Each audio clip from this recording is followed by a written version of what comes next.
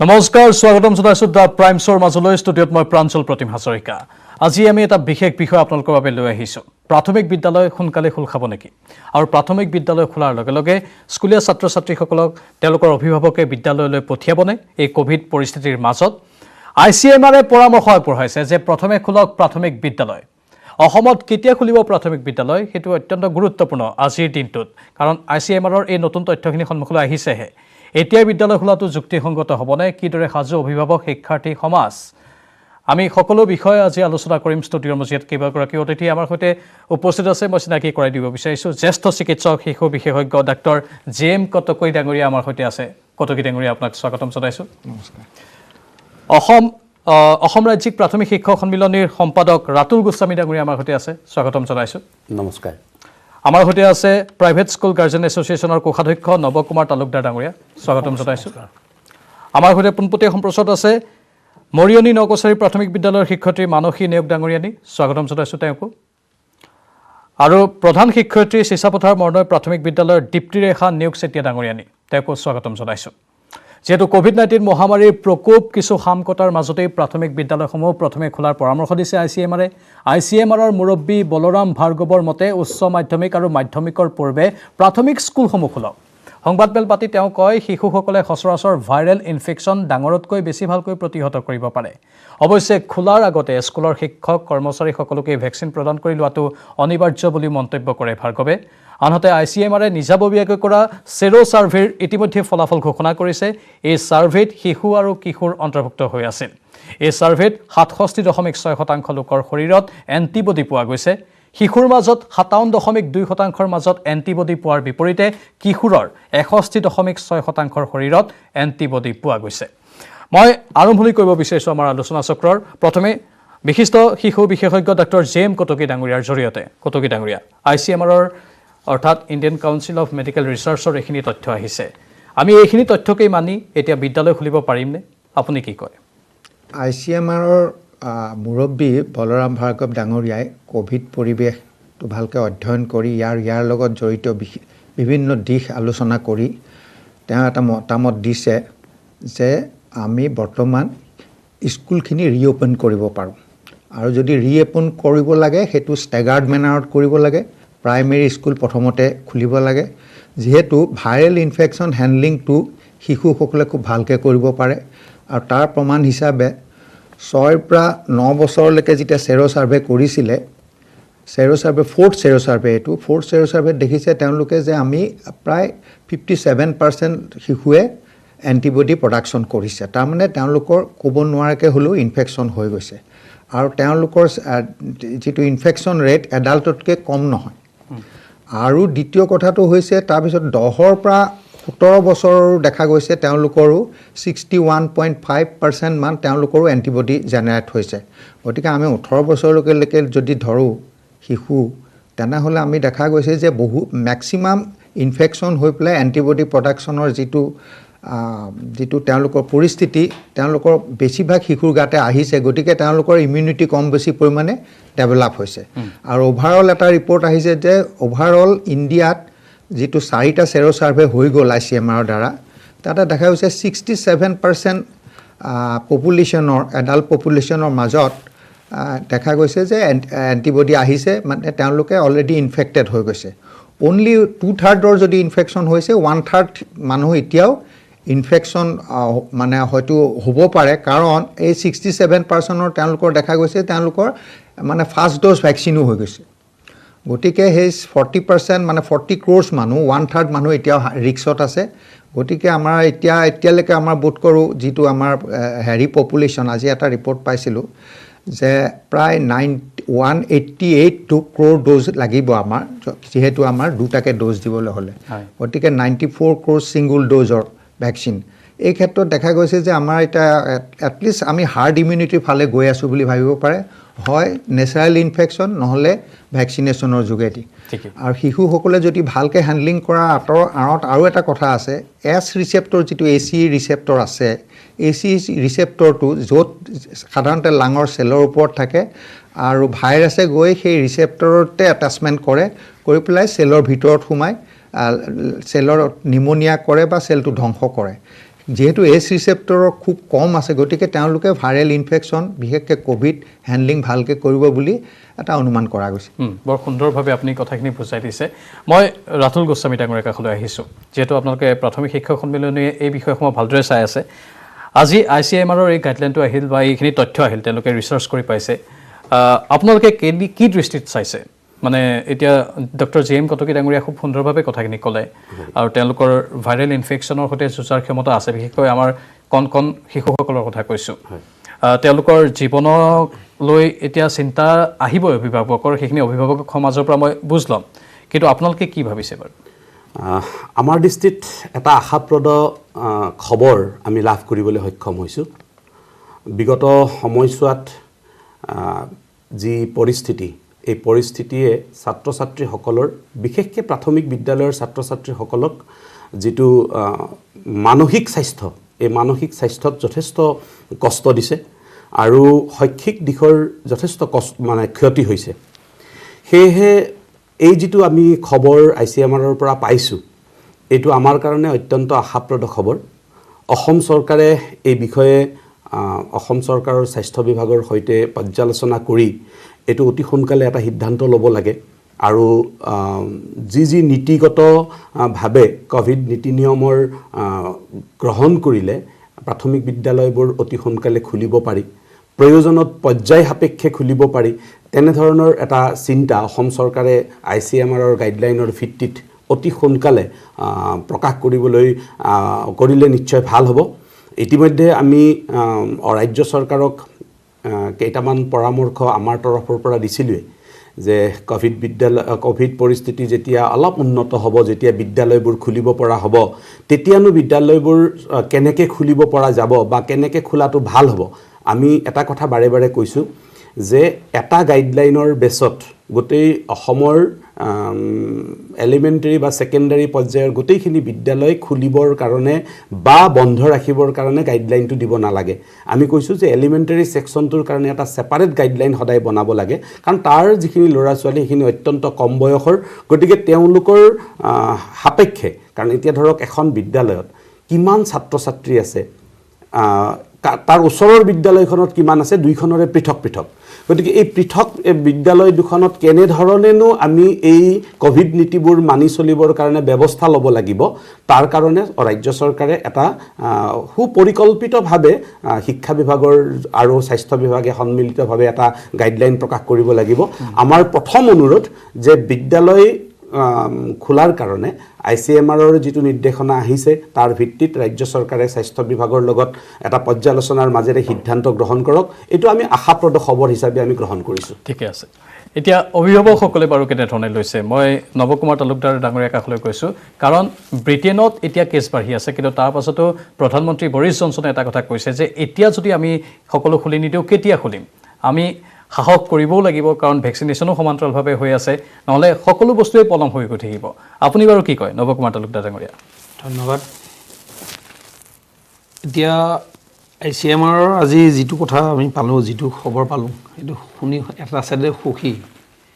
যদি স্কুল খোলা যায় এই কণ ল'ৰা ছোৱালীসকলৰ ভৱিষ্যতৰ কাৰণে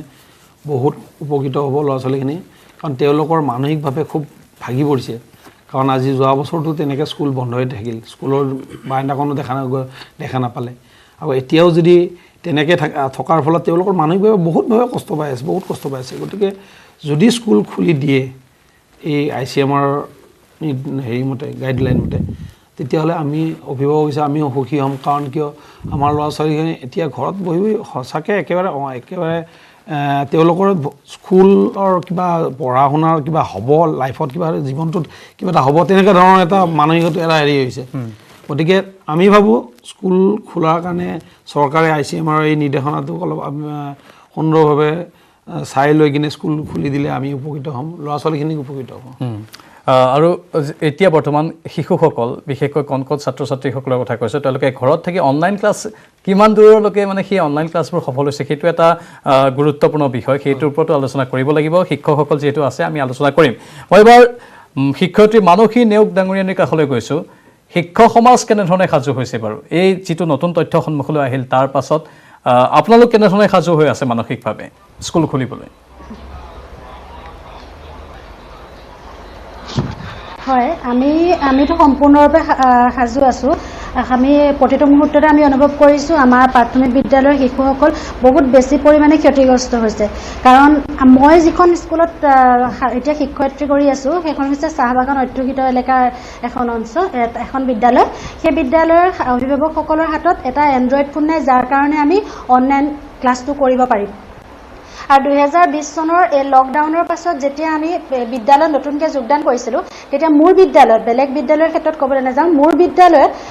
ক্লাছ 5ৰ ষ্টুডেণ্টকো মই নতুনকৈ ক খ বা অ আ শিকাবলগীয়া অৱস্থাৰ সৃষ্টি হৈছিল কাৰণ তেওঁলোকৰ অভিভাৱকসকল আছিলে অতিকে অনগ্ৰসৰ গতিকে আমি বিদ্যালয় খোলাটো সম্পূৰ্ণৰূপে বিচাৰিছোঁ কিন্তু তাৰ বাবে মই ভাবোঁ অসম চৰকাৰে বা কেন্দ্ৰীয় চৰকাৰে আমাৰ এই বিদ্যালয়সমূহৰ ছাত্ৰ ছাত্ৰীৰ অনুপাতে যি ডেস্ক বেঞ্চ নাই যাৰ বাবে ছাত্ৰ ছাত্ৰীসকলে বিদ্যালয়ত সামাজিক ব্যৱধান মানি বহিব নোৱাৰিব বা তেওঁলোকৰ সামাজিক ব্যৱধানৰ বাবে কিছুমান শিক্ষা এই ক্ষেত্ৰত ব্যৱস্থা গ্ৰহণ কৰিব লাগিব বুলি ভাবোঁ কাৰণ আমাৰ বিদ্যালয়ত পৰ্যাপ্ত পৰিমাণে ডেস্ক বেঞ্চ নাই যাৰ বাবে ছাত্ৰ ছাত্ৰীসকলক দুজনকৈ বা এজনকৈ বহাব পাৰিম আমাৰ এখন বেঞ্চত 4-5জন শিশু বহে তেনে ক্ষেত্ৰত তেওঁলোকৰ এজনৰ পৰা আনজনলৈ এই ভাইৰাছটো বিয়পাৰ সম্পূৰ্ণ সম্ভাৱনা আছে গতিকে এই ক্ষেত্ৰত মই ভাবোঁ চৰকাৰে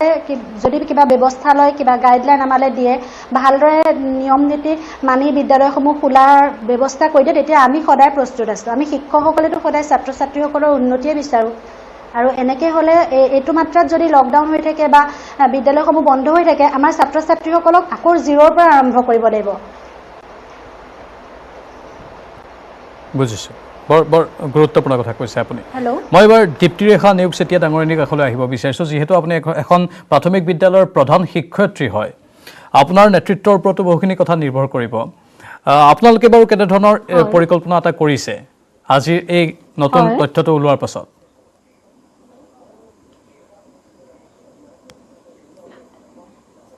আজি এইটো যিটো নতুন তথ্য প্ৰকাশ কৰিছে ICMR আমি নথৈ সুখী হৈছোঁ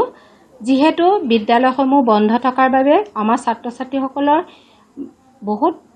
ক্ষতি হৈছে তেওঁলোক মানসিক দুশ্চিন্তাত ভুগিছে আৰু লগতে আমিও তেওঁলোকক লৈ চিন্তিত হৈ পৰিছোঁ গতিকে মই এই বিষয়ত এটা আশাপথ তেওঁলোকৰ পৰা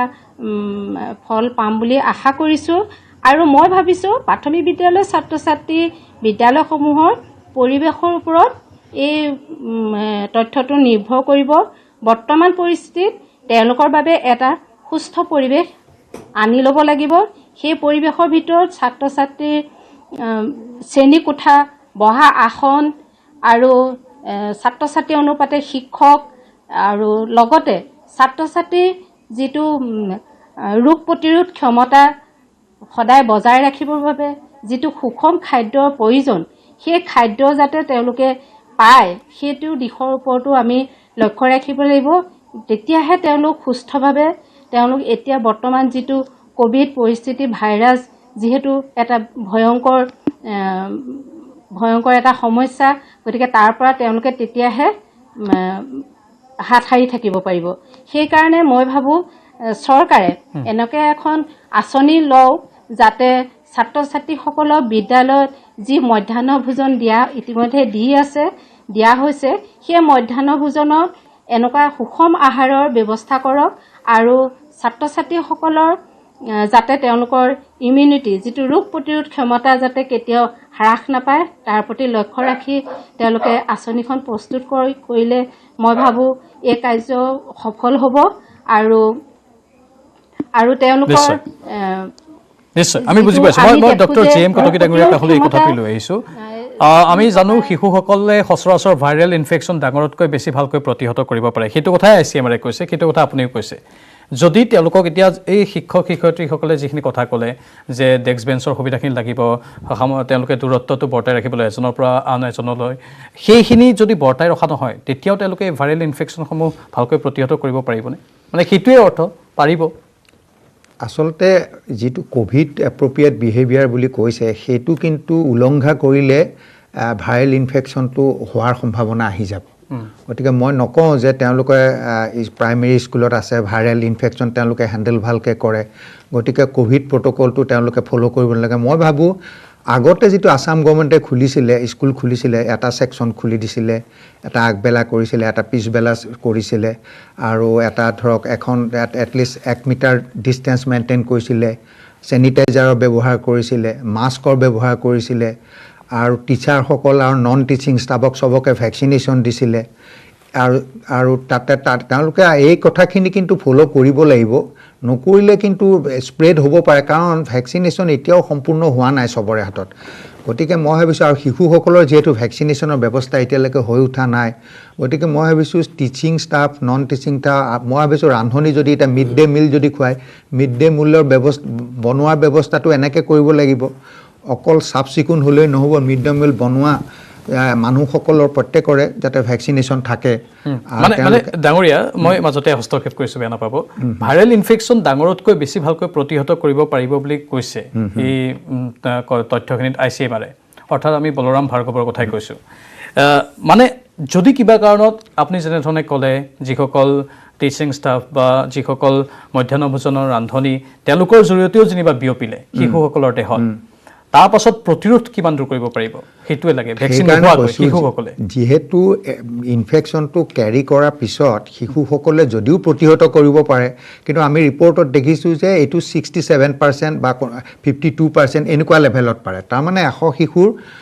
67জন শিশুৱেহে এণ্টিবডি ছাফিচিয়েণ্টকৈ পাইছে গতিকে আমি সব শিশুৰে যে সমানে প্ৰতিহত কৰিব পৰা ক্ষমতা আছে বা ইমিউনিটি আছে সেই বুলি ধৰি ল'লে ভুল হ'ব আমাৰ আচলতে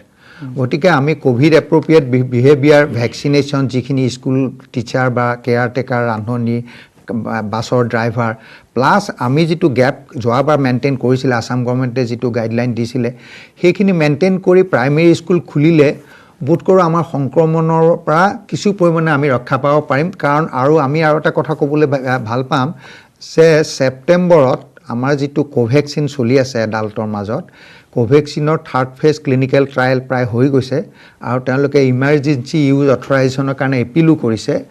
ৰেগুলেটৰৰ ওচৰত যদি সেই ভেকচিনটো আহি যায় ছেপ্টেম্বৰ মাহৰ পৰা হয়তো ভেকচিনেশ্যনৰ কিবা এটা আঁচনি আহিব পাৰে মানে শিশুসকলৰ কাৰণে বৰ সুন্দৰ কথা সেইটো আমি আলোচনা আগবঢ়াই নিম আমি বিভিন্ন কথা আছে এই সন্দৰ্ভত পাতিবলগীয়া অনলাইন ক্লাছৰ কথাও যিহেতু আছে সেইটো এইখিনিতে বাণিজ্যিক বিৰতিৰ সময় হৈছে অতি সোনকালে উভতি আহিম স্ট্ৰং মানে জানেনে মাইথন স্ট্ৰং মানে মাইথন নিৰ্মাণৰ মানদণ্ড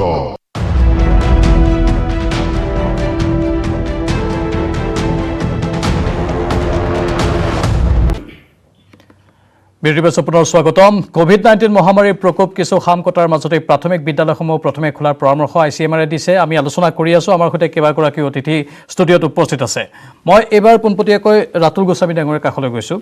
বিহাৰত একাদশ শ্ৰেণীৰ পৰা বিদ্যালয় খুলিছে কোভিড মুক্ত পৰিৱেশ নোহোৱালৈকে মাক দেউতাকে নিজৰ সন্তানক বিদ্যালয়ত পঠিয়াব জানো আপুনি কি ভাবে নাই চাওক মাক দেউতাকসকলৰ এটা শংকা নিশ্চয় থাকিব বা আছে সেই শংকাটো আমি সকলোৱে সন্মিলিতভাৱে দূৰ কৰিব লাগিব মই ভাবোঁ যে সংবাদ মাধ্যমে আটাইতকৈ বেছি গুৰুত্বপূৰ্ণ ভূমিকা এই ক্ষেত্ৰত ল'ব লাগিব কাৰণ এই যিটো ভয়টোক কিছু নিয়ন্ত্ৰণ কৰিব পৰাকৈ আমি আশাপ্ৰদ খবৰবোৰ বেছিকৈ দিব লাগিব ইতিমধ্যে ছাৰে ভেকচিনেশ্যন সম্পৰ্কে কৈছে মই আজি ইয়ালৈ অহাৰ আগে এটা বস্তু চাইছিলোঁ দেখিছোঁ যে অল অভাৰ ইণ্ডিয়া এতিয়া 44,91,93,272 পিপলৰ তাত ভেকচিনেশ্যনৰ কাম কমপ্লিট হৈ গ'ল গতিকে এইটো এটা বৰ সৰু কথা নহয়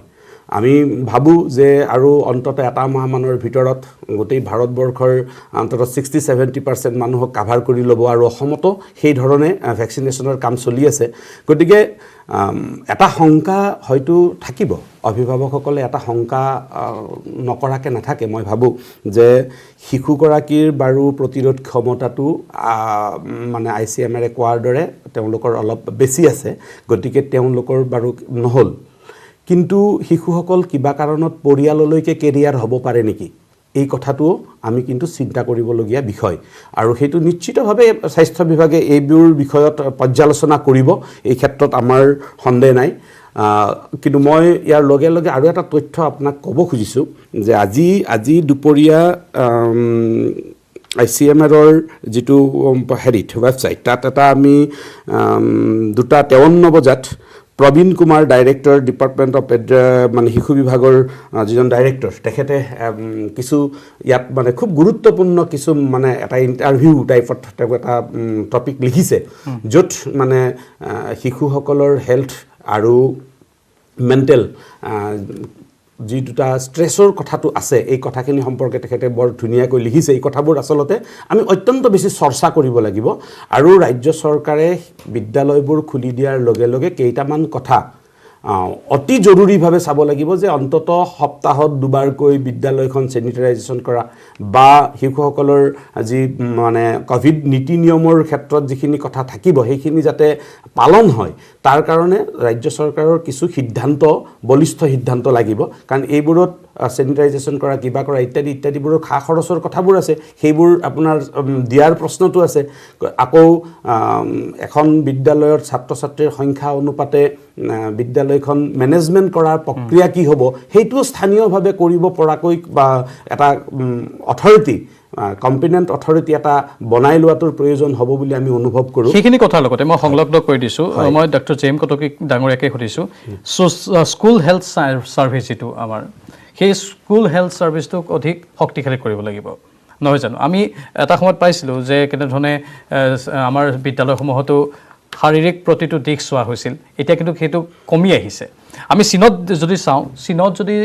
এই কোভিডৰ সময়তে যিসমূহ বিদ্যালয় খুলি দিয়া হৈছে প্ৰথম ৱেভটো যোৱাৰ পাছত তাতো কিন্তু সেইখিনি নিয়ম নীতি অতি কঠোৰভাৱে পালন কৰা হৈ আছে যদি সেইটো হ'বলৈ যায় আমাৰ ভাৰতত অসমতো এই স্কুল হেল্থ ছাৰ্ভিচটো অতি শক্তিশালী আৰু সক্ৰিয় ৰূপত পালন কৰিব লাগিব নহয় জানো কেনেকুৱা ধৰণৰ তাত নীতিবোৰ সোমাই পৰিব বাৰু আপুনি ঠিকেই কৈছে আমাৰ এটা স্কুল হেল্থ ছাৰ্ভিচ আছে আৰু এটা RBSK বুলি প্ৰগ্ৰাম আছে চেণ্ট্ৰেল গভৰ্ণমেণ্টৰ ৰাষ্ট্ৰীয় বাল স্বাস্থ্য কাৰ্যক্ৰম তাৰ অধীনত আমি অংগনবাদী চেণ্টাৰ আৰু স্কুলবিলাকত আমি পিৰিয়ডিকেলি স্কুলৰ জেনেৰেল স্বাস্থ্য চাওঁ শিশুসকলৰ আৰু তেওঁলোকৰ আমি 4টামান বেমাৰেই চাওঁ বিভাগেই চাওঁ ডিজিজ চাওঁ ডিজেবিলিটি চাওঁ আৰু কিবা ডিজৰ্ডাৰ আছে চাওঁ আৰু ডেফিচিয়েঞ্চি চাওঁ গতিকে আমাৰ নিউট্ৰিশ্যনেল ডেফিচিয়েঞ্চি থাকে যদি বা কিবা ডিজিজ থাকে যদি কিবা বেমাৰৰ লক্ষণ থাকে সেই RBSKটো প্ৰগ্ৰেমটো ব্লকবিলাকৰ পৰা চলি থাকে আমি RBSK প্ৰগ্ৰেম আৰু স্কুল হেল্থ প্ৰগ্ৰেমকেইটা বিশেষভাৱে সক্ৰিয় কৰিব লাগিব যাতে আমি ৰেগুলাৰ মনিটৰিং কৰি থাকিব পাৰোঁ স্বাস্থ্য শিশুসকলৰ বিশেষকৈ প্ৰাইমেৰী স্কুলৰ শিশুসকলৰ আৰু তেওঁলোকৰ যদি কিবা আৰ্লি সংক্ৰমণ বা লক্ষণ দেখা পাওঁ তেতিয়াহ'লে আমি ভাবিছোঁ তেওঁলোকক টেষ্টটো কৰিব লাগিব কোভিড টেষ্ট কৰি সেইখিনিক আমি আইডেণ্টিফাই কৰিব লাগিব কৰি পেলাই ইমিডিয়েট আইচলেট কৰিব লাগিব আৰু যদি সংক্ৰমণৰ হাৰটো বেছি হৈ যায় তেতিয়া আমি স্কুল কৰ্তৃপক্ষ আৰু আপোনাৰ জিলা কৰ্তৃপক্ষৰ লগত আলোচনা কৰি হয়তো 5%ৰ ওপৰত যদি আমি কোভিড পজিটিভ পাওঁ তেতিয়াহ'লে আমি হয়তো সাময়িকভাৱে স্কুলখন বন্ধ কৰি দিব লাগিব কাৰণ আৰু কিয় আমাৰ ৰণদীপ গুলেৰিয়া মহোদয়ে এইমছৰ ডাইৰেক্টৰ তেখেতে কৈছিলে যে প্ৰাইমেৰী স্কুল খুলিলেও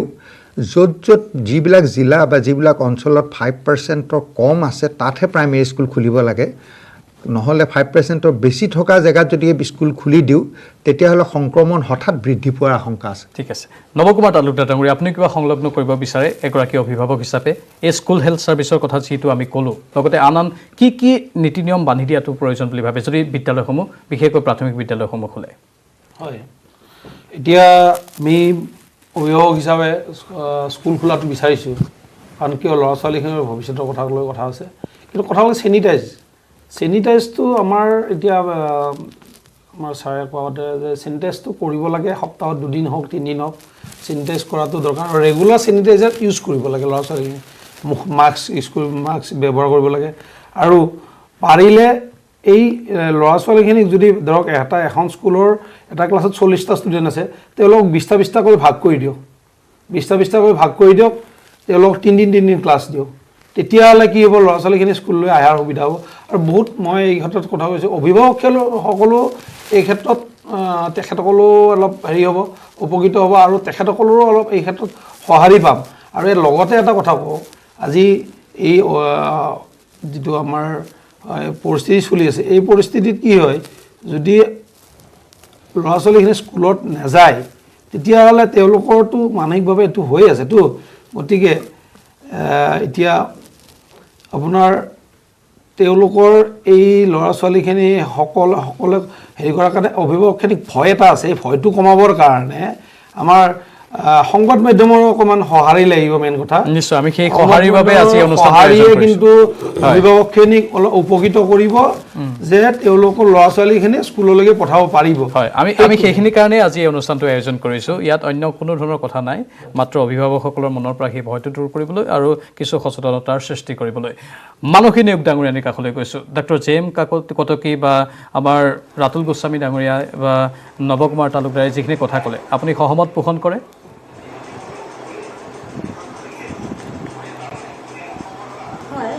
মই বিদ্যালয় খোলাত সম্পূৰ্ণ সহমত পোষণ কৰিছোঁ, কিন্তু মই ভাবোঁ মই যিখিনি সমস্যাৰ কথা আগত কৈছিলোঁ বা এতিয়া কৈছে যে ভেকচিন অলৰেডি সকলোবিলাকে পাই গৈছে। এতিয়া আমাৰ বহু সংখ্যক শিক্ষক বাহিৰৰ পৰা আহে, হয়তো মই মোৰ ঘৰৰ ওচৰত শিক্ষকতা কৰি আছোঁ, কিন্তু বহুত সংখ্যক শিক্ষক বাহিৰৰ পৰা আহে। তেওঁলোকে যদিও ভেকচিন লৈ আহিব, কিন্তু আমাক আগৰ চিকিৎসকসকলে কৈছিলে বা বিশেষজ্ঞসকলে কৈছিলে যে এই ভাইৰাছটো সংস্পৰ্শৰ দ্বাৰা বিয়পে। যদি তেওঁলোকে ভেকচিন লয় তেওঁলোক সম্পূৰ্ণৰূপে সুৰক্ষিত হৈ থাকিব, কিন্তু তেওঁলোকৰ হাতত বা গাত যদি সেই ভাইৰাছটো লাগি আহি আমাৰ শিশুসকলৰ গাত কেনেবাকৈ কিবা লাগি যাবলৈ হয়, তেতিয়া তাৰপাছত শিশুসকলৰ যে সেই ভাইৰাছটোৰ পৰা আক্ৰান্ত নহ'ব তাৰ যেনো আমি নিশ্চয়তা নুই কৰিব পাৰিম। আকৌ বহুত ক্ষেত্ৰত অভিভাৱকসকলে ভয় কৰিছে, যিহেতু কৈছে যে অভিভাৱকসকলে ভয় কৰাৰ কথাটো নিশ্চয়। মই আপোনাৰ অডিঅ'টো অলপ অসুবিধা হৈ আছে, মই বুজি পাইছোঁ। আপোনাৰ প্ৰশ্নটো শুনা পাইছে আমাৰ ষ্টুডিঅ' অতিথিসকলে। নিশ্চয় মই অডিঅ'টো অলপ ঠিক কৰি ল'বলৈ অনুৰোধ জনাইছোঁ। মই দীপ্তিৰেখা নেওগ চেতিয়া ডাঙৰীয়ানীৰ কাষলৈ গৈছোঁ। আমিতো সকলোৱে সহমত পোষণ কৰিছোঁৱে, আমি সকলোৱে বিদ্যালয় খোলক, ছাত্ৰ ছাত্ৰীসকল বিদ্যালয়লৈ আহক, সেই কথাটো কৈ আছোঁ। আৰু যিমানখিনি পাৰি আমি সিমানখিনি সচেতনতা বাৰে বাৰে ইয়াৰ পূৰ্বেও আমি কৰিছিলোঁ, এতিয়া আকৌ কৰি যাম। কিন্তু দীপ্তিৰেখা নেওগ চেতিয়া ডাঙৰীয়ানী, আৰু কি কৰাটো বিচাৰে আপুনি, আৰু কি হ'ব লাগে? নতুন যিসমূহ বিধিৰ কথা কোৱা হৈছে, এই নিয়মৰ মাজেৰে আমি ছাত্ৰ ছাত্ৰীসকলক বিদ্যালয়লৈ আনিব পাৰিম, তাত কিবা আপুনি সংলগ্ন কৰিব বিচাৰে নেকি?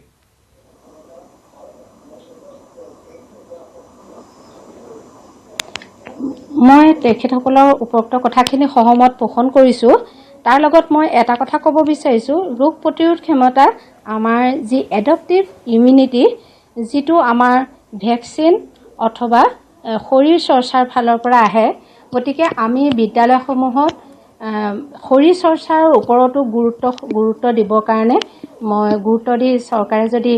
নিৰ্দেশ তেওঁলোকে আঁচনি তৈয়াৰ কৰে, মই ভাবোঁ এইটো দিশৰ পৰা আমাৰ ছাত্ৰ ছাত্ৰীখিনিৰ ইমিউনিটি বহুতখিনি লাভ কৰিব আৰু সেইটো দিশৰ ওপৰতো মই লক্ষ্য ৰাখিবৰ কাৰণে অনুৰোধ জনাওঁ। আৰু মই ভাবোঁ ক'ভিড প্ৰট'কলৰ যিখিনি নিয়ম নীতি, গোটেই নিয়ম নীতিখিনি মানি চলক। আৰু স্বাস্থ্য বিভাগৰ আগতে যেনেকৈ আমি বিদ্যালয়বিলাকত দেখা পাওঁ, স্বাস্থ্য বিভাগে বহুত আঁচনি লয়, কিন্তু সকলো বিদ্যালয়লৈকে সেই আঁচনিবিলাক ফলপ্ৰসূ নহয়গৈ। ধৰক বছৰটোত এবাৰহে আহে বিদ্যালয়লৈ, গতিকে গোটেই বছৰটোৰ ভিতৰত এদিন তেওঁলোকে পৰীক্ষা কৰিলে মই ভাবোঁ ছাত্ৰ ছাত্ৰীসকল বেছি উপকৃত হ'ব নোৱাৰে। সেইকাৰণে স্বাস্থ্য বিভাগে ঘনাই আহি তেওঁলোকে যদি ছাত্ৰ ছাত্ৰীসকলক পৰীক্ষা কৰা যদি আঁচনি লয়, তেওঁলোকে যদি পৰীক্ষা কৰে, মই ভাবোঁ ছাত্ৰ ছাত্ৰীসকল তেতিয়া এইটো দিশত তেওঁলোকে লাভৱান হ'ব। আৰু এই কাৰণে মই এইকেইটা কথা আমি সেইটো কথাই কৈছোঁ, স্কুল হেল্থ ছাৰ্ভিচৰ কথা ডক্টৰ জে.এম. কটকী ডাঙৰীয়াই সেইটো কথাই উল্লেখ কৰিছে। নিশ্চয় সেইখিনি কথা অত্যন্ত গুৰুত্বপূৰ্ণ, সেইখিনি কথা আমি মানি চলিব লাগিব। ক'ৰবাত নহয় ক'ৰবাত যেন এই বিষয়সমূহত বাধা আহি পৰিছিল, যাৰ ফলত সেইসমূহ ফলপ্ৰসূ ৰূপত আগবঢ়া নাই। ৰাতুল গোস্বামী ডাঙৰীয়া, অনলাইন ক্লাছৰ প্ৰসংগটো মই উল্লেখ কৰিছিলোঁ, আকৌ আহিবই লাগিব সেইটো কথাত। আমি বহু উন্নত ৰাষ্ট্ৰত দেখিছোঁ অনলাইন ক্লাছৰ এই সামগ্ৰিক প্ৰক্ৰিয়াটোৱে বিফল হৈ গৈছে, আৰু ভাৰতটো এতিয়া লাহে লাহে উন্নত ৰাষ্ট্ৰৰ ফালে গৈহে আছে, বহুত দূৰ এতিয়াও বাকী। তেনেহ'লে ভাৰত কোনফালৰ পৰানো সফল হ'ব পাৰিব, সেইটো এটা ডাঙৰ প্ৰশ্ন নহয় জানো? এতিয়া উন্নত ৰাষ্ট্ৰই কৈছে আমি আৰু অনলাইন ক্লাছৰ ওপৰত ভৰসা কৰি থাকিব নোৱাৰোঁ, বিদ্যালয়ত ছাত্ৰ ছাত্ৰী আহিব লাগিব। ভাৰতবৰ্ষৰো কেইবাখনো ৰাজ্য, পাঞ্জাৱ, উৰিষ্যা, নাগালেণ্ড, এইসমূহত বিদ্যালয়ত সেই ছাত্ৰ ছাত্ৰীসকলক অনাৰ প্ৰক্ৰিয়া ইতিমধ্যে আৰম্ভ হৈ গৈছে।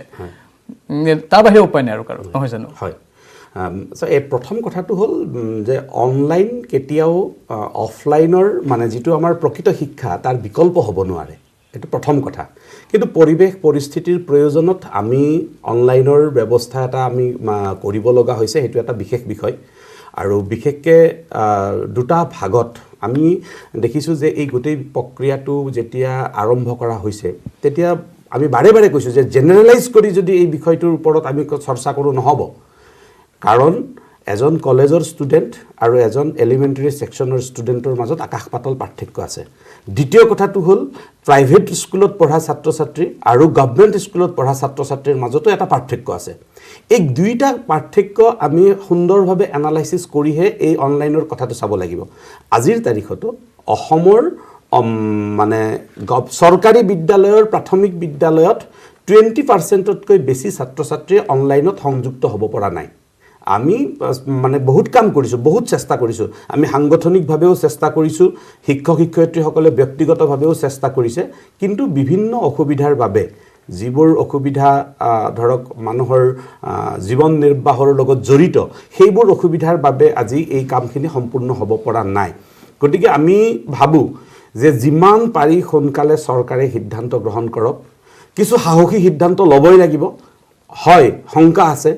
ভয় আছে কিন্তু বিভিন্ন ৰাজ্যত বা বিভিন্ন দেশত ইতিমধ্যে এনে ধৰণৰ সাহসী সিদ্ধান্ত ল'বলৈ আগবাঢ়িছে আমি আশা কৰিম আইচিএমআৰে দিয়া এইটো যিটো আশাপ্ৰদ বতৰা এই বতৰাটোক অসম চৰকাৰে এটা ইতিবাচকভাৱে গ্ৰহণ কৰি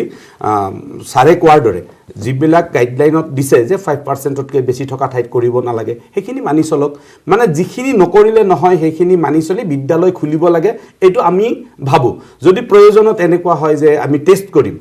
সৰকাৰে যদি ভাবে যে আমি প্ৰথমতে টেষ্ট কৰিম ঠিক আছে ক্লাস 4-5 টো খুলি দিয়ক প্ৰথমতে বা 2-3 টো খুলি দিয়ক কিবা তেনে ধৰণৰ এটা প্ৰক্ৰিয়া কৰক কিন্তু মানে বিদ্যালয় খোলাটো অত্যন্ত গুৰুত্বপূৰ্ণ কাৰণ যদি ধৰি লওক এখন পৰিয়ালত দুটা ল'ৰা আছে এটা 5ত পঢ়ে এটা 3ত পঢ়ে এটা যদি ক্লাস 5ৰ ল'ৰাটো স্কুললৈকে যায় 3 ল'ৰাটো ঘৰত পঢ়া কামখিনি কিন্তু কৰিব কিন্তু এতিয়া আমি জানো যে বেছিভাগ ল'ৰা ছোৱালীয়ে আপোনাৰ ঘৰত কিন্তু পঢ়া নাই মই ব্যক্তিগত বিদ্যালয়টো দেখিছো ব্যক্তিগত খণ্ডৰ বিদ্যালয়ৰো ছাত্ৰ ছাত্ৰী মই দেখিছো অনলাইন ক্লাছৰ নামত খুব বেছি সপ্তাহত 3 দিন ক্লাছ হৈছে 1 ঘণ্টা মানৰ কিবা এটা ক্লাছ কৰিছে তাতকৈ কিন্তু প্ৰাইভেট স্কুলতো যে বহুত বেছি হৈছে তেনেকৈ ভাবিব নোৱাৰে কিছু পাৰ্টিকুলাৰ স্কুল হয়তো থাকিব এই কথাটো বেলেগ কথা গতিকে অনলাইন কেতিয়াও অফলাইনৰ বিকল্প হ'ব নোৱাৰে আৰু ক্লাছৰুমৰ যিটো ট্ৰানজেকচন সেইটোতকৈ উৎকৃষ্ট শিক্ষা কেতিয়াও অনলাইনে দিব নোৱাৰে বৰ সুন্দৰ কথা কৈছে আৰু আমি শেষত আমাৰ এই সেগমেন্টটো আমি সমাপ্ত কৰিম কিন্তু শেষত কৈও ভ্যাকচিন সকলোৱে ল'বলৈ বহুত দিন লাগিব সেইটো কথা ইতিমধ্যে স্পষ্ট হৈছে কিন্তু গৈ আছে সেইটো দিশত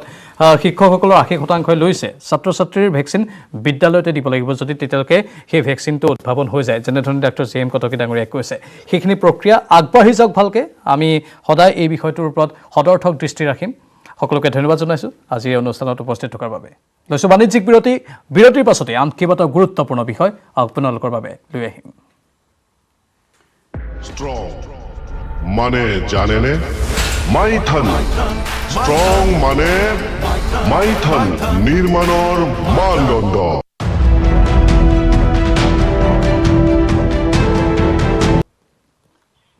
পুনৰ স্বাগতম আপুনি চাই আছে দ্য প্ৰাইম শ্ব বিধানসভা নিৰ্বাচনৰ প্ৰাক্ষণত মণিপুৰ কংগ্ৰেছত বলিছে ৰাজনৈতিক ধুমুহা মণিপুৰ কংগ্ৰেছৰ পদত্যাগী সভাপতিসহ প্ৰায় 8জনীয়া কংগ্ৰেছী বিধায়কৰ এটা দলে শীঘ্ৰে যোগদান কৰিব বিজেপিত এপিনে কংগ্ৰেছৰ সংকট মোচনৰ বাবে মণিপুৰত বাহৰ পাতিছে প্ৰাক্তন কেন্দ্ৰীয় মন্ত্ৰী তথা মণিপুৰৰ এআইচিচিৰ পৰ্যবেক্ষক মণিপুৰ কংগ্ৰেছত ধুমুহা পদত্যাগ কৰিলে মণিপুৰ প্ৰদেশ কংগ্ৰেছ কমিটিৰ সভাপতিয়ে প্ৰায় 8জন কংগ্ৰেছী বিধায়কক গেৰুৱাকৰণৰ যোজা সংকট মোচনৰ বাবে মণিপুৰত উপস্থিত প্ৰাক্তন কেন্দ্ৰীয় মন্ত্ৰী ভক্ত চৰণ দাস ইখনৰ পিছত সিখন ৰাজ্যত অব্যাহত আছে কংগ্ৰেছৰ খহনীয়া বিগত কেইবাটাও নিৰ্বাচনত বিপৰ্যয়ৰ পিছতে দল ত্যাগৰ জোৱাৰ উঠিছে কংগ্ৰেছী নেতাৰ এইবাৰ পদত্যাগ কৰিলে মণিপুৰ প্ৰদেশ কংগ্ৰেছৰ সভাপতি গোবিন্দ দাস কণ্ঠৌজামে বিষ্ণুপুৰ বিধানসভাৰ 6বাৰৰ বিধায়ক তথা মণিপুৰ কংগ্ৰেছৰ সভাপতি গোবিন্দ দাসৰ পদত্যাগৰ পিছতে মণিপুৰ কংগ্ৰেছত বলিছে এতিয়া ৰাজনৈতিক ধুমুহা গোবিন্দ দাস কণ্ঠৌজামসহ প্ৰায় 8গৰাকী কংগ্ৰেছী বিধায়কে শীঘ্ৰে যোগদান কৰিব বিজেপিত মণিপুৰ বিধানসভা নিৰ্বাচনৰ পূৰ্বে কংগ্ৰেছত সৃষ্টি হোৱা সংকট মোচনৰ বাবে মণিপুৰত উপস্থিত হৈছে প্ৰাক্তন কেন্দ্ৰীয় মন্ত্ৰী তথা মণিপুৰৰ এআইচিচিৰ পৰ্যবেক্ষক ভক্ত চৰণ দাস পশ্চিম ইম্ফলৰ হোটেল ক্লাছিকত বাহৰ পাতি কংগ্ৰেছক উদ্ধাৰৰ বাবে ৰুদ্ধদ্বাৰ বৈঠকত মিলিত হৈছে মণিপুৰৰ এআইচিচিৰ পৰ্যবেক্ষকগৰাকী ভক্ত চৰণ দাসক সংগ দিছে বিধায়ক কে মেঘাচন্দ্ৰ কে ৰতন কুমাৰৰ লগতে কেইবাগৰাকীও কংগ্ৰেছী নেতাই প্ৰাক্তন মুখ্যমন্ত্ৰী ওক্ৰাম ইববি সিং তথা আন কংগ্ৰেছী নেতা বিধায়কৰে পৃথকে পৃথকে বৈঠকত মিলিত হৈছে মণিপুৰৰ AICC পৰ্যবেক্ষকগৰাকী। The resignation of our president is his individual matter. So in the letter itself, he submitted his resignation on his personal ground. So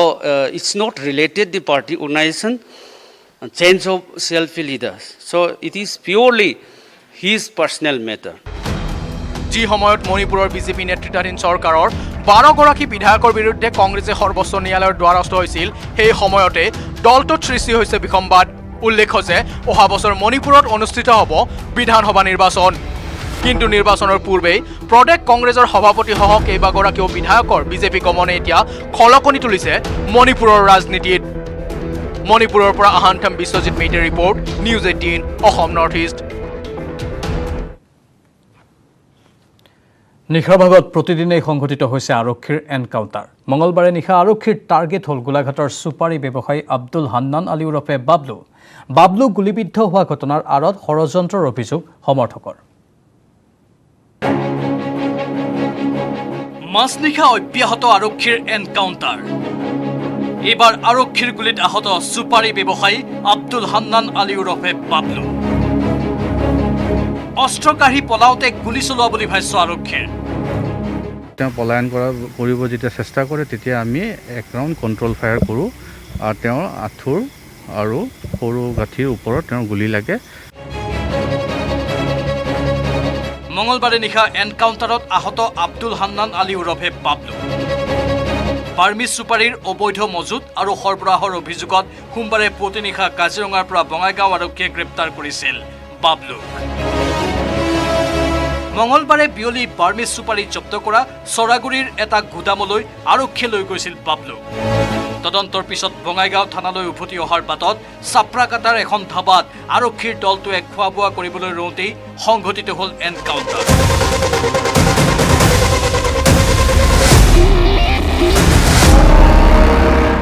আৰক্ষীৰ অভিযোগ, বাবলুৱে কাঢ়ি লোৱাৰ চেষ্টা কৰিছিল জাহাংগীৰ খান নামৰ দেহৰক্ষীজনৰ অস্ত্ৰ। লগে লগে বাধা দিছিল খোদ জাহাংগীৰৰ লগতে সহকাৰী পৰিদৰ্শক কৃষ্ণানু পাঠকে। হতাহতিত দুয়োগৰাকী আৰক্ষীৰ লোক আহত হোৱাৰ পিছত বাধ্য হৈ গুলী চলালে বঙাইগাঁও আৰক্ষীয়ে। গাড়ীৰ পৰা পলাই যাবলৈ চেষ্টা কৰে আৰু জাহাংগীৰ খান বুলি যিজন আমাৰ PSO আছে, তেওঁৰ হাথিয়াৰটো স্নেচ কৰিবলৈ চেষ্টা কৰে আৰু হাথিয়াৰটো স্নেচ কৰাৰ সময়তে আমাৰ ছেকেণ্ড OC কৃষ্ণানু পাঠকে গৈ তেওঁক কৰায়ত্ব কৰিবলৈ চেষ্টা কৰে, তেওঁকো আক্ৰমণ কৰে, তেওঁ গুৰুতৰভাৱে জখম হৈছে আৰু তাৰপিছত তেওঁ পলায়ন কৰিব যেতিয়া চেষ্টা কৰে তেতিয়া আমি এক ৰাউণ্ড কণ্ট্ৰল ফায়াৰ কৰোঁ আৰু তেওঁৰ আঁঠুৰ আৰু সৰু গাঁঠিৰ ওপৰত তেওঁৰ গুলী লাগে। বৰ্তমান তেওঁ চিকিৎসাধীন হৈ আছে। আৰক্ষীৰ গুলীত আহত হোৱাৰ পিছতেই বাবলুৰ স্বগৃহ গোলাঘাটৰ এদল লোকে পূৰ্ব পৰিকল্পিত আখ্যা দিলে এনকাউণ্টাৰৰ ঘটনা।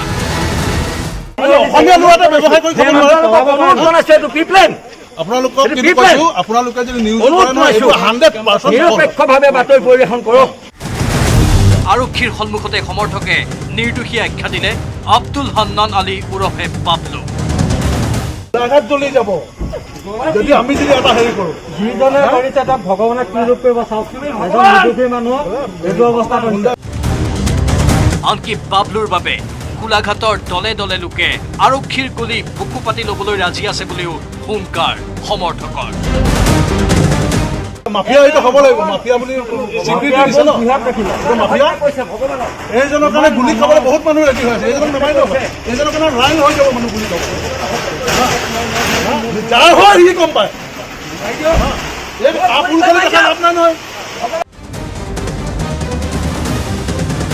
সম্প্ৰতি আহত হোৱা দুই আৰক্ষী চিকিৎসাধীন হৈ থকাৰ বিপৰীতে উন্নত চিকিৎসাৰ বাবে গুৱাহাটী চিকিৎসা মহাবিদ্যালয়লৈ প্ৰেৰণ কৰিছে আব্দুল হান্নান আলী ওৰফে বাবলু। বঙাইগাঁৱৰ পৰা Upananda Sarma, news 18 Assam north east.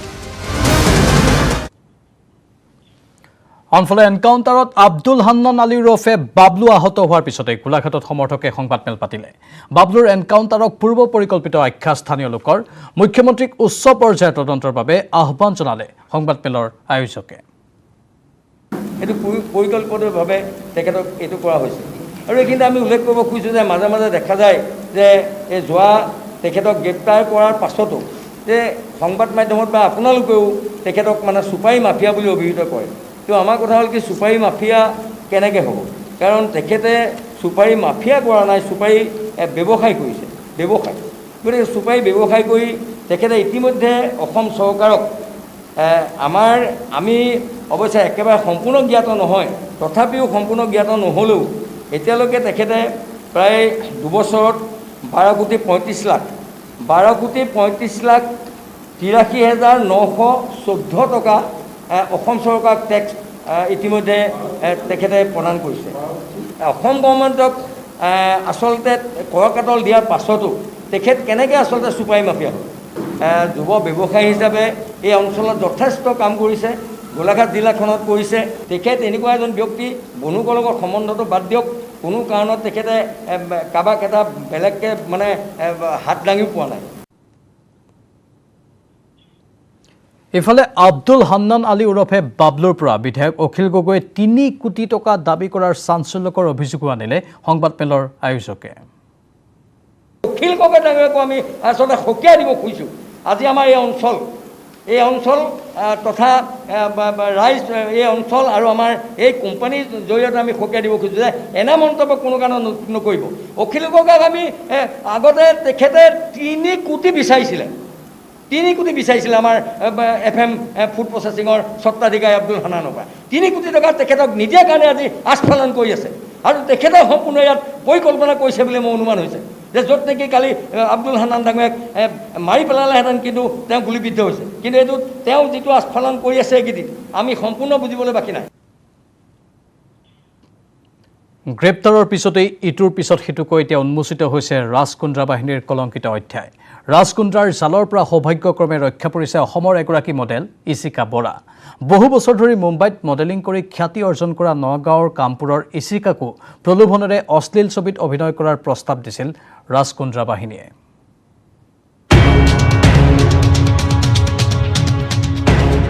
ৰাজকুন্দ্ৰাৰ Assam connection on camera বিপস্ত্ৰ হোৱাৰ প্ৰস্তাৱ নাকচ কৰা অসমৰ মডেলেও অভিযোগ আনিলে মুম্বাই আৰক্ষীৰ জালত পৰা শিল্পছেত্ৰীৰ স্বামী ৰাজকুন্দ্ৰাৰ বিৰুদ্ধে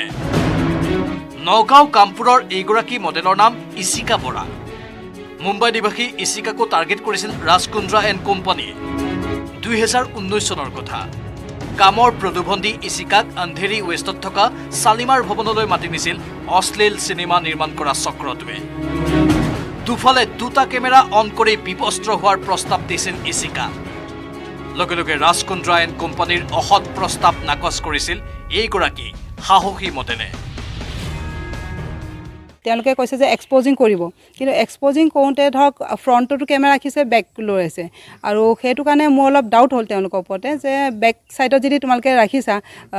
কিন্তু ফ্ৰণ্টত কিয় কেমেৰা লাগে সেইটো কাৰণে মানে সোধোঁতে মানে তেওঁলোকৰ লগত মোৰ সেইটো কাম নহ'ল মানে আচলতে আপুনি প্ৰত্যাখ্যান কৰিলে হয় মই কৈছোঁ যে মই এনেকৈ কৰিব নোৱাৰোঁ কাৰণ কি আপোনালোকে যদি বেকলেছ লৈছে তে ফ্ৰণ্টত কেমেৰা ৰখাৰ দৰকাৰ নাই আকৌ কাপোৰো নাথাকে বুলি ক'লে তে কাপোৰৰ কিহৰ কাৰণে নালাগে মানে সেইটো কাৰণে মানে মোৰ অলপ ডাউট হ'ল আচলতে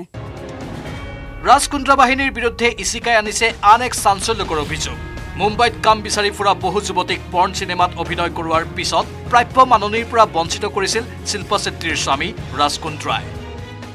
তেওঁলোকে মানে কি ক'লে যে হেৰি 24 আৱাৰ্ছতে মানে আমি কমপ্লিট কৰিম কিন্তু 24 আৱাৰ্ছ কি আমাৰতো তাত মানে 8 আৱাৰ্ছত মানে এদিন হয় মানে 3 দিনৰ পে'মেণ্টটো মানে তেওঁলোকে এদিনৰ পে'মেণ্ট কৰি লৈছে আৰু সেইটো তেওঁলোকে বহুত খেলি মেলি কৰিছে বহুত ছোৱালীৰ লগতে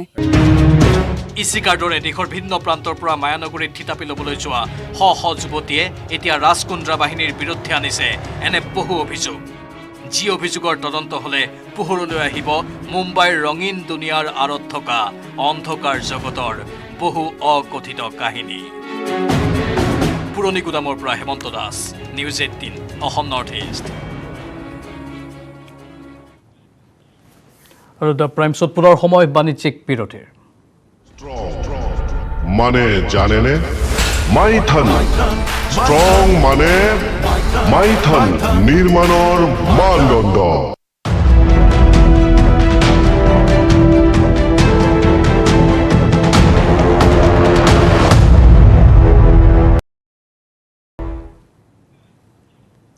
অব্যাহত আছে অসমক পাকিস্তান কৰাৰ দীঘলীয়া ষড়যন্ত্ৰ এনে ষড়যন্ত্ৰৰ বলি হৈছে বংগকে ধৰি কেইবাখনো ৰাজ্য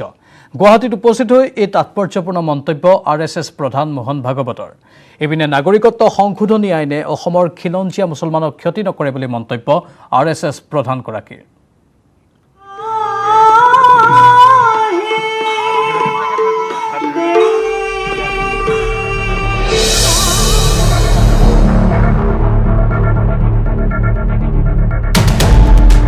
ভাৰতত 1930 চনৰ পৰাই এক সুপৰিকল্পিত ব্যৱস্থাৰে মুছলমানৰ জনসংখ্যা বঢ়োৱাৰ প্ৰক্ৰিয়া চলি আছে উদ্দেশ্য ভাৰতক পাকিস্তান কৰা পঞ্জাব সিন্ধ বেংগলৰ ক্ষেত্ৰত কিছু সফল হ'ল কিন্তু দ্বিখণ্ডিত কৰিব নোৱাৰিলে অসমক এই তাৎপৰ্যপূৰ্ণ মন্তব্য RSSৰ মুৰব্বী মোহন ভাগৱতৰ প্ৰবক্তা ডক্টৰ ননীগোপাল মহন্তৰ এখন গ্ৰন্থ উন্মোচন কৰি তেওঁ লগতে কয় সেই ষড়যন্ত্ৰ অসমত এতিয়াও চলি আছে जी शंकित करिसे भारतीय 1930 से योजनाबद्ध रीति से और मुसलमानों की संख्या बढ़ाने के प्रयास हुए उसका कारण जैसा बताया गया अभी कि कोई संतरास था इसलिए इधर आके यहाँ संख्या बढ़े ऐसा था ऐसा नहीं इकोनॉमिक कोई आवश्यकता थी ऐसा नहीं एक योजनाबद्ध ऐसा विचार था कि जनसंख्या बढ़ाएंगे अपना प्रभुत्व अपना वर्चस्व स्थापित करेंगे और फिर इस देश को पाकिस्तान बनाएंगे ये पूरे पंजाब के बारे में था ये सिंध के बारे में था ये असम के बारे में था ये बंगाल के बारे में था कुछ मात्रा में सत्य हो गया भारत विखंडन हो गया पाकिस्तान हो गया लेकिन वो जैसा पूरा चाहिए था वैसा नहीं मिला आसाम नहीं मिला জনসংখ্যা বঢ়া মানেই অসমীয়াই বহিৰাগতৰ দয়াত থকাৰ শংকা পাকিস্তানত সংখ্যালঘুৰ লগত হিয়াই হ'ল অসমতো তেনে পৰিস্থিতিৰ সৃষ্টি হোৱাৰ আশংকা ভাগৱতৰ অৱশ্যে তেওঁ NRC আৰু CAA ৰ ফলত কোনো মুছলমানৰ কোনো ক্ষতি নোহোৱাৰো আশ্বাস প্ৰদান কৰে अब CAA NRC ये किसी भारत के नागरिक के विरुद्ध बनाया हुआ कानून नहीं है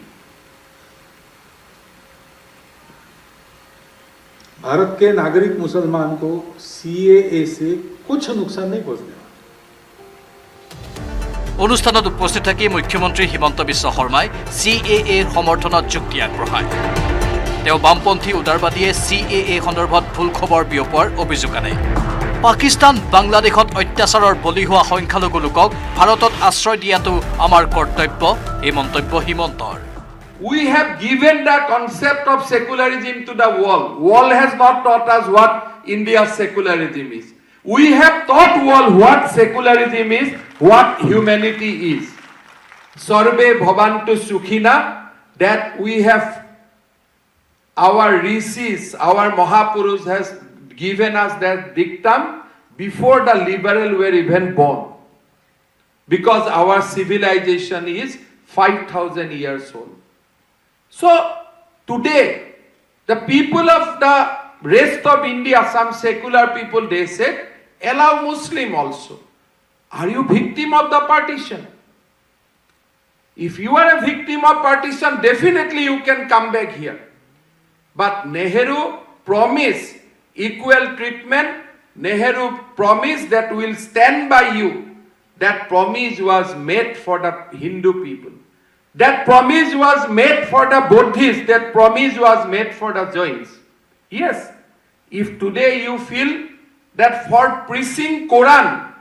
you have been persecuted in Pakistan, India with large heart give a declaration that we are persecuted in Pakistan for practicing Quran. We will straightway give you citizenship in India.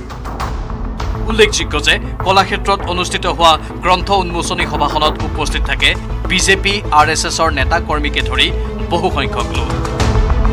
Camera person Sanjay বৰাৰ সৈতে বলেন ভট্টাচাৰ্যৰ report news 18 Assam north east